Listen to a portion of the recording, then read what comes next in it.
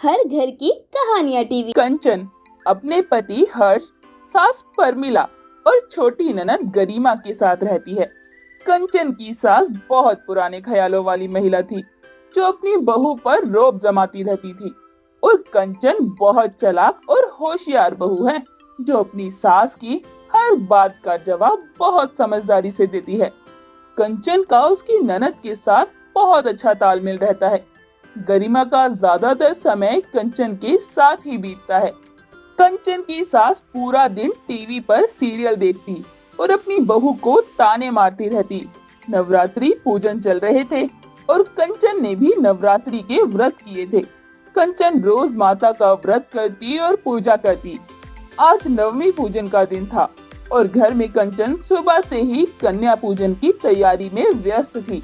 तभी परमिला उससे बोलती है, क्या कर रही है बहू? तो सुबह से अब तक तुझसे काम नहीं खत्म हुए। कन्या पूजन क्या दशहरे के दिन करेगी? जी नहीं माँ जी, मेरा काम खत्म हो गया है। मैं बस देख रही हूँ कि कुछ छूट तो नहीं गया। और रही दशहरा की बात, तो उस दिन काम नहीं, बस मेला घूमना होगा। हाँ हाँ, देखती हूँ कौन ले जाता है दशहरे का मेला घुमाने। ऐसा क्यों बोल रही हैं माँ जी? हम सब जाएंगे मेला देखने। जी नहीं, हमारे यहाँ बहू मेला देखने नहीं जाती। तुझे जो चाहिए हर्ष से बोल, घर पे ही मंगवा लेना। बाहर उस भीड़ में कोई नहीं जाएगा। कंचन को परमिला की बातों पर बहुत गुस्सा आता है, पर अभी वो 9 दिनों की व्रत पर थी और उसे अभी कन्या पूजन भी करना था, तो वो चुपचाप अपने कामों में लग जाती है और कन्या पूजन पे व्यस्त हो जाती है। नवमी की पूजा समाप्त कर वो सभी अपने अपने कमरों में आराम करने चले जाते हैं। शाम के समय कंचन सभी के लिए चाय लेकर जाती है और सभी साथ बैठकर चाय पीते हैं। तभी गरिमा कंचन से बोलती है, कंचन भाभी, कल आप कौन से कपड़े पहनोगी? टाइम निकाल कर आप मेरी भी ड्रेस पसंद कर देना। आपकी पसंद बहुत अच्छी है इन सब मामलों में। हाँ गरिमा, हम मिलकर सारी चीजें पसंद करेंगे तो सब जल्दी हो जाएगा। कहाँ जाना है कल जो कपड़े पसंद किए जा रहे हैं? माँ, कल दशहरा है तो हम भाई के साथ मेला देखने जाएंगे। मैंने मना किया था ना कि कोई नहीं जाएगा मेला देखने। इतनी भीड़ होती है मेले में, कौन तुम्हारा ख्याल रखता फिरेगा? हर्ष को क्या कोई काम धंधा नहीं है जो तुम लोग उसे परेशान करने में लगी हो? पर माँ जी, और लोग भी तो जाते हैं ना मेला देखने। अकेले हम ही तो नहीं जा रहे जो मेला देखने जा रहे हो। जैसे सब देखेंगे वैसे ही हम भी देख लेंगे। हम वादा करते हैं कि हर्ष का ज्यादा टाइम खराब नहीं करवाएंगे और जल्दी ही वापस आ जाएंगे। मैंने बोल दिया, कोई नहीं जाएगा तो कोई नहीं जाएगा। परमिला की बातें सुनकर सभी उदास हो जाते हैं और अपने अपने कमरे में चले जाते हैं। कंचन भी अपने कमरे में आ जाती है और सोचती है कि उसकी सास अब ऐसे नहीं मानने वाली।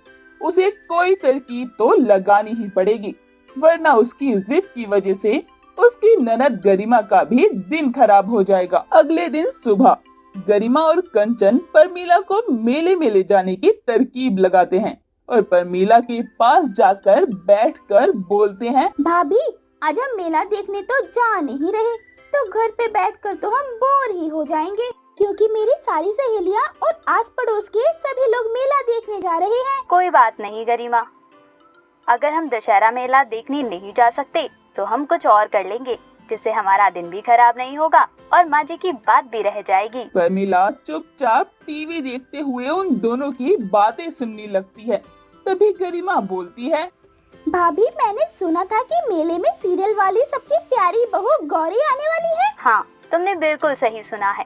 वो सीरियल के सारे किरदार आने वाले हैं। सिर्फ दशहरा के मेले में ही उन्हें देखा जा सकता है सामने से। हाँ, मुझे भी देखना था कि वो लोग असल जिंदगी में कैसे दिखते हैं। उन दोनों की बातें सुनकर परमिला को अपने फैसले पर पछतावा होने लगा, क्योंकि उसने ही सबको मेला देखने जाने से मना किया था और वो सीरियल वाली गोरी बहू की बहुत बड़ी फैन थी। क्या तुम दोनों सच बोल रही हो? क्या सच में हमारी सीरियल वाली गौरी बहू आने वाली है वहाँ? जी माँ जी, सच में। मगर आप क्यों पूछ रही हैं ये सब? कुछ नहीं, ऐसे ही मैंने सोचा हम लोग भी चलते हैं मेला देखने, देख आएंगे। दशहरा हमारे लिए एक बहुत महत्वपूर्ण त्योहार है। इसमें हमें बुराई पर अच्छाई की जीत की प्रेरणा मिलती है। हमें अपने पूर्वजों की सिखाई बातों को भूलना नहीं चाहिए। और ना ही अपने संस्कार भूलने चाहिए। तो क्या हम सब मेला देखने जा सकते हैं माँ? हाँ हाँ, जल्दी जाओ, तैयार हो जाओ, वरना गौरी बहू को देखने को नहीं मिलेगा और रावण, कुंभकर्ण और मेघनाथ वध भी निकल जाएगा। जल्दी तैयार हो जाओ ताकि हम सब कुछ समय पर देख ले और दशहरा मेला अच्छे से देख सके। परमिला की बातें सुनकर सभी जल्दी से तैयार होने चले जाते हैं और सभी कंचन, गरिमा, हर्ष और परमिला शाम को जल्दी मेला देखने निकल जाते हैं। मेले में पहुंच के सभी मेला देखने लगते हैं और परमिला मेले में जाकर कंचन से पूछती है, कंचन बेटा, ये गौरी बहू कब आने वाली है मेले में? माँ जी वो क्या, ठीक से बताओ। माँ, वो गौरी बहू का मेले में आना कैंसिल हो गया। मैंने अभी अभी सुना किसी से। क्यों भला? वो माँ जी, मेले में बहुत भीड़ हो गई है ना, इसी वजह से वो सभी लोग यहाँ आकर परेशान हो जाएंगे इतनी भीड़ में। ये लो, ये भी कोई बात हुई भला? हम उन लोगों की वजह से यहाँ आए और उनका आना कैंसिल हो गया। कोई बात नहीं माँ जी, उनकी भी मजबूरी होगी, आप अपना मन छोटा मत कीजिए। आपने ही तो बोला था कि दशहरा यानी कि विजयदशमी का पर्व हम सबको मनाना चाहिए।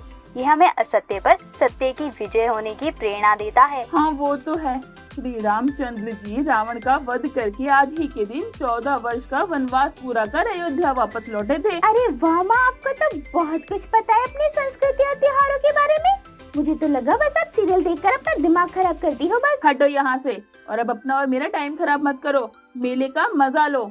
सभी मेले में घूमकर खूब मजे करते हैं और परमिला दशहरे में मेले में रामलीला देखने में मग्न हो जाती है। तो वहीं कंचन, हर्ष और गरिमा मेले में झूले और खाने पीने की चीजों के मजे ले रहे थे।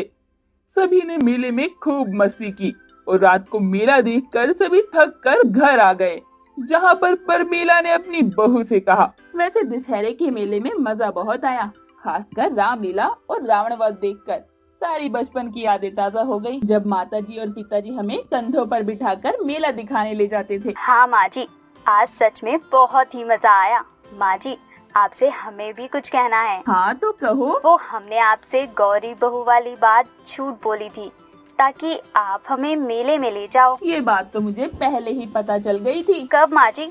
हमने तो कुछ बोला ही नहीं। मुझे पता है कंचन बहू, तुम बहुत समझदार हो, पर मैं भी तुम्हारी सास हूँ। जब तुम दोनों मेरे पास बैठकर बातें कर रही थी तभी मुझे तुम दोनों पर शक हो गया था।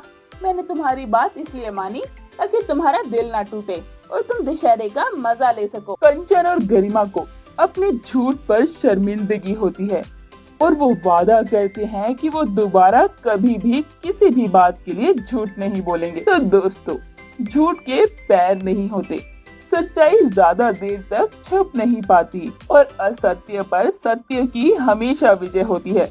इसी के साथ हमारे सभी दर्शकों को दशहरे की हार्दिक शुभकामनाएं।